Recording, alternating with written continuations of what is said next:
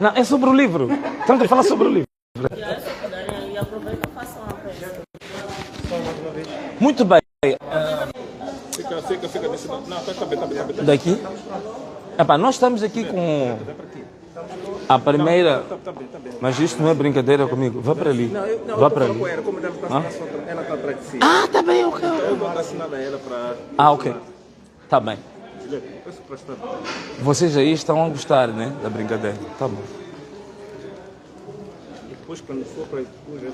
Ah, tá bem. É a técnica televisiva.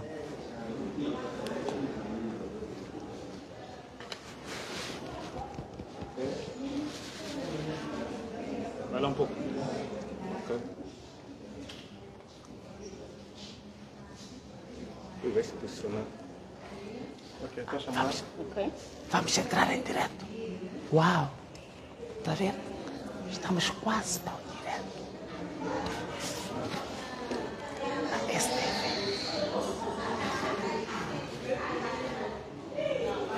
Ei! Blindados ali fora.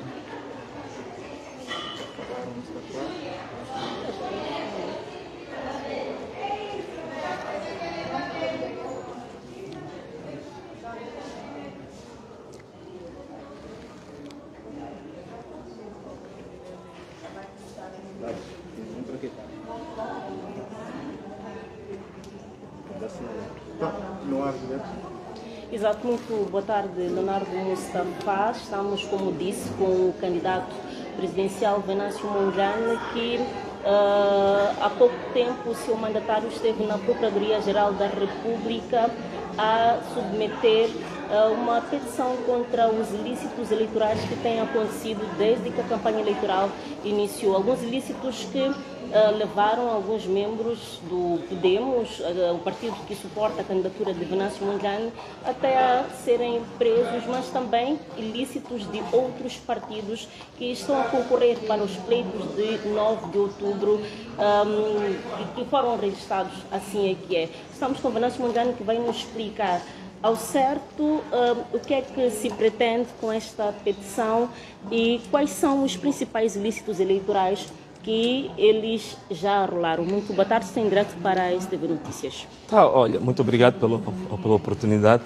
Estamos aqui no lançamento de um livro maravilhoso sobre agricultura e desenvolvimento rural, mas vamos falar um bocadinho também sobre questões político-eleitorais. Bom, o que esta petição, não é verdade, é uma denúncia que nós fizemos, foi no âmbito daquilo que foi a promessa por mim feita ao longo, durante a comunicação à nação, em que eu tinha dito que efetivamente nós iríamos apresentar uma denúncia sobre casos de ilícitos, irregularidades e crimes eleitorais também, que para as pessoas perceberem a dimensão da parcialidade da nossa PGR, porque as atenções de todas as redes sociais, de todo o debate nacional, estava à volta da notificação que o Venâncio havia recebido da PGR.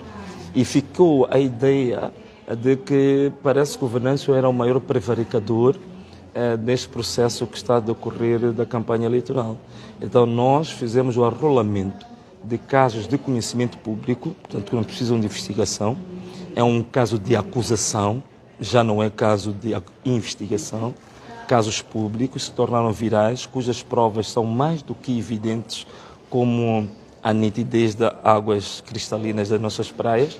Então, a questão central, minha querida, primeiro, são ilícitos que têm a ver com um grande problema cíclico e tradicional do uso de bens públicos para a campanha de um partido político. E é sempre o mesmo partido que o faz. E, para mim, a coisa mais grave são bens públicos de áreas fulcrais do nosso desenvolvimento. A área de educação, por exemplo. Nós, neste momento, houve um grande investimento que foi feito em relação a viaturas que foram adquiridas para o Ministério da Educação, que era para suportar, digamos assim, os distritos, as províncias e lugares de difícil acesso em matéria de educação. E essas viaturas, há tantas viaturas cujo registro é público a serem usadas na campanha de um partido político. Ponto número 2.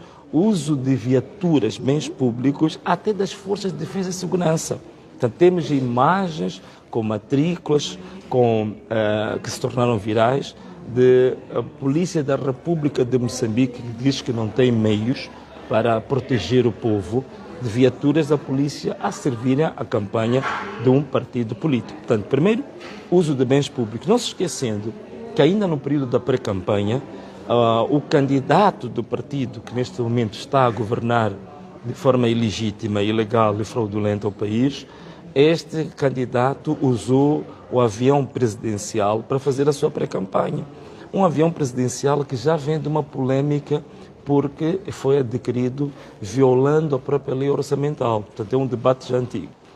Outra questão também que se coloca aqui são outro tipo de ilícitos que têm a ver com a violência eleitoral praticada pelo mesmo partido.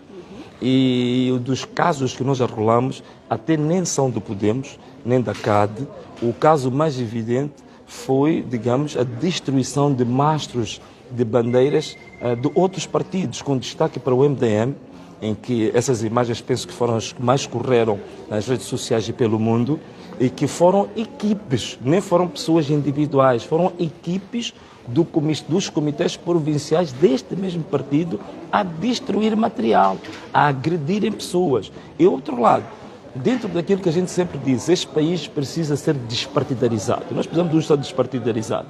Nós temos variadíssimos casos de intervenção das Forças de Defesa e Segurança, da Procuradoria e dos tribunais manipulados, manietados para prender, condenar, sentenciar membros da oposição que supostamente tinham cometido irregularidades.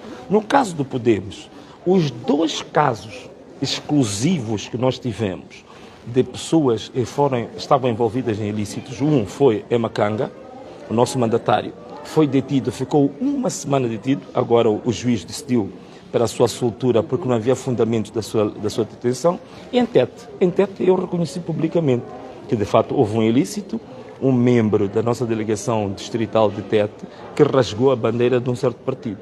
Acaba de ser condenado a 10 dias de prisão efetiva e penso que cerca de 10 salários mínimos por aí fora. Portanto, veja só a disparidade.